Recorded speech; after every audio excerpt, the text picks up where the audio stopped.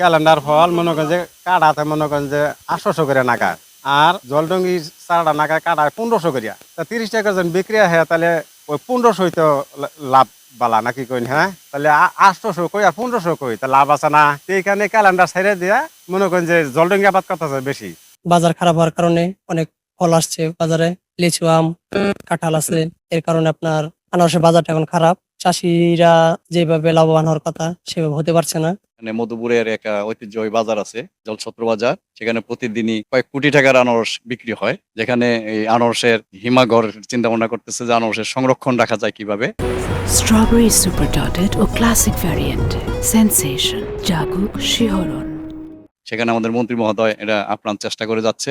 মহোদয়, আমাদের এই প্রধানমন্ত্রী, আমাদের প্রিয় নেতা জনাব তারেক রহমান সাহেব বলছে যে মধুপুরে আনারস নিয়ে এসে কয়েকবারই তার মুখে আসছে। আমরা টাঙ্গাইলের এক প্রোগ্রামে তার মুখে শুনেছি, সংসদেও বসেছে, আবার নির্বাচনের পরেও সে টাঙ্গাইলে আসছিল, সেখানেও সেই আনারস সম্বন্ধে বলছে যে আনারস কিভাবে সংরক্ষণ করা যায়। আনারস আসলে মধুপুরে এই আনারসের জন্য মানে বিখ্যাত এবং আসলে আনারসের রাজধানী বলা হয়, কিন্তু এখানে আমাদের একটা সমস্যা রয়ে গেছে। সেটা হচ্ছে আমাদের যে বিপুল আনারস হয় সেটা কিন্তু সংরক্ষণাগার নাই, সরকারি ও বেসরকারি ভাবে। তো আমরা চেষ্টা করছি, যদি সরকার যদি এরকম কোনো উদ্যোগ গ্রহণ করে বা প্রকল্প নেয় যার মাধ্যমে সংরক্ষণাগার করা হয়, তাহলে কিন্তু কৃষকরা তাদের যে আনারস উৎপাদিত আনারস সেখানে রাখতে পারবে এবং তারা বিক্রি করতে পারবে, তারা লাভবান হবে।